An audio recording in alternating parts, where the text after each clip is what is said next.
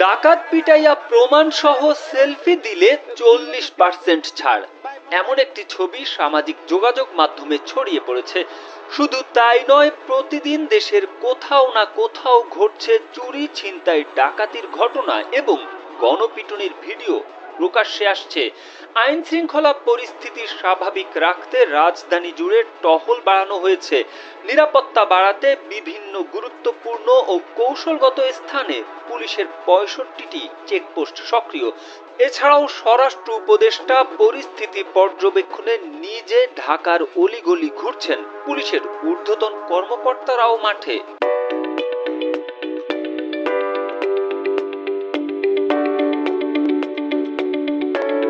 এত কড়া নিরাপত্তার মধ্যেও রাজধানীতে ছিনতাই, গুলি, কুপিয়ে আহত করার ঘটনা থেমে নেই।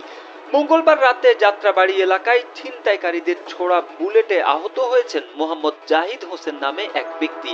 একই এলাকায় দুর্বৃত্তরা মোহাম্মদ ইকবাল নামে আরেক ব্যক্তিকে কুপিয়ে হত্যা করেছে।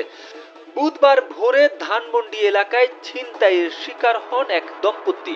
এর আগে মঙ্গলবার রাতে ছিনতাই করতে গিয়ে রাজধানীর উত্তরায় গণপিটুনির শিকার হন দুই ব্যক্তি। টঙ্গীতে ছিনতাই করতে গিয়ে গণপিটুনিতে নিহত হন একজন। আইন শৃঙ্খলা রক্ষাকারী বাহিনীর সূত্রগুলো বলছে, চলমান অপারেশন ডেভিল হান্টের মধ্যেই রাজধানীর আইন শৃঙ্খলা পরিস্থিতি কাঙ্ক্ষিত পর্যায়ে না যাওয়ায় অপরাধ প্রবণ এলাকায় অভিযান জোরালো করা হয়েছে। মঙ্গলবার রাতে ঢাকা ও আশপাশের এলাকাগুলোয় টহলের সংখ্যাও বাড়ানো হয়েছে। গেল সোমবার আইন শৃঙ্খলা সংক্রান্ত কোর কমিটির সভায় বেশ কিছু সিদ্ধান্ত নেওয়া হয়। এর আগে রোববার মধ্যরাতে নিজ বাসায় সংবাদ সম্মেলন ডেকে অপরাধীদের বিরুদ্ধে কঠোর হওয়ার কথা জানান স্বরাষ্ট্র উপদেষ্টা মোহাম্মদ জাহাঙ্গীর আলম চৌধুরী। ঢাকা মহানগর পুলিশ সূত্র জানায়, স্বরাষ্ট্র উপদেষ্টার ঘোষণার পর নড়ে চড়ে বসে পুলিশ।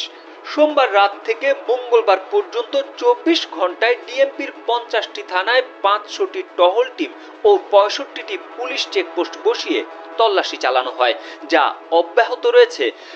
ডিএমপি টহল টিমের পাশাপাশি সিটিটিসির ১৪টি, অ্যান্টি টেরোরিজম ইউনিটের ১২টি এবং ডিএমপির সঙ্গে র্যাবের ১০টি টহল টিম দায়িত্ব পালন করছে।